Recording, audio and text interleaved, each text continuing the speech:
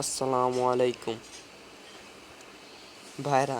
তো আজকে আমরা জেনে নেব মুসলমানদের কিছু ভুল। জেনে নেই সেই ভুলগুলো। তার আগে প্লিজ আমার চ্যানেলটি যারা এখনও সাবস্ক্রাইব করেন নাই তারা নিশ্চয়ই চ্যানেলটি সাবস্ক্রাইব করবেন, কারণ এই সাবস্ক্রাইব করলে আমার এই ইসলামিক ভিডিও আপনাদের কাছে পৌঁছে যাবে, নতুন নতুন ভিডিওগুলো পৌঁছে যাবে। তাহলে জেনে নিই সেই ভুলগুলো। প্রথমে আসসালামু আলাইকুম রহমতুল্লাহ ওয়া বারাকাতুহু, এই সালামটি এর মধ্যে অনেক ব্যক্তির ভুল থাকে, ভাই রাগ করবেন না, কিন্তু এটিও একটি ভুল। যেমন নবী করিম সাল্লাল্লাহু আলাইহি ওয়াসাল্লাম বহু আগে থেকেই এই সালামটি সাহাবীগণদেরকে প্রেরণ করেছেন এবং শিক্ষা দিয়েছেন। কিন্তু এর মধ্যে ভুল কি, যে কিছু মুসলমান সালাম দেয় আসসালামু আলাইকুম রহমতুল্লাহ, আসসালামু আলাইকুম। এই আসসালামু আলাইকুম এটা কোনো সালাম না। সালামটা শুদ্ধ করতে হবে আসসালামু আলাইকুম রহমতুল্লাহ ওয়া বারাকাতুহু, বা সংক্ষেপে আসসালামু আলাইকুম। এইভাবে সালাম দিতে হবে। এ হলো এক ভুল। এবং পরের ভুল হলো যে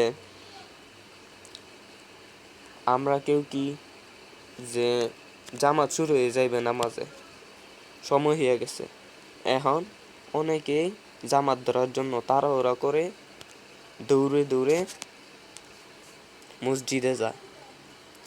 দৌড়ে দৌড়ে গিয়ে সে মসজিদে ঢুকে হাঁপাতে হাঁপাতে জামাতরে ধরে ফেললো। হ্যাঁ, ভালো কথা, জামাতটা ধরে ফেলছে, কিন্তু নবী করিম সাল্লাল্লাহু আলাইহি সাল্লামের এটা মোটেও পছন্দ না। কারণ একবার সাহাবীগণ এরকমভাবে জামাত ধরার জন্য দৌড়ে দৌড়ে হাঁপাতে হাঁপাতে এসে জামাত ধরেছিল, কিন্তু নবী করিম সাল্লাল্লাহু আলাইহি সাল্লামের সেটা পছন্দ হয়নি। তারপর সে নামাজের পরে ওকে বলল যে আর কখনো দেরি করবে না। সবসময় নিয়ম হলো যে নামাজে আসার জন্য ধীরে ধীরে হাঁটি পায়ে করে আসতে হবে।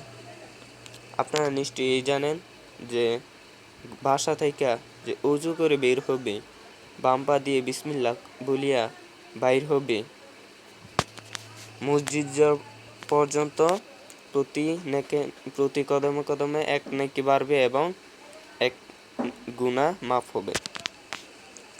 সেই জন্য আমরা চেষ্টা করব যে হাঁপাতে হাঁপাতে নামাজ না আদায় করে সুন্দরভাবে ছোট ছোট হাঁটি পা করে মসজিদে যাব এবং রাসূল সাল্লাল্লাহু আলাইহি ওয়াসাল্লামে এবং আল্লাহ পাকের সন্তুষ্টি আদায় করার চেষ্টা করব ইনশাআল্লাহ।